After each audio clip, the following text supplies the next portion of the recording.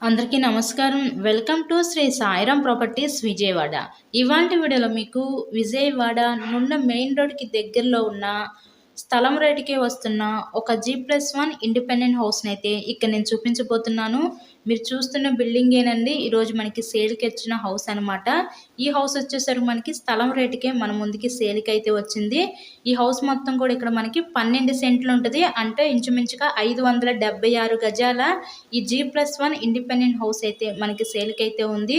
So east ఫేసింగ్‌లో ఉంటుంది house అయితే. ఈరోజు మన స్థలం రేటుకే సేల్‌కైతే వచ్చింది. నున్న మెయిన్ రోడ్‌కి దగ్గరలోనే ఈ హౌస్ అయితే ఉంటుంది.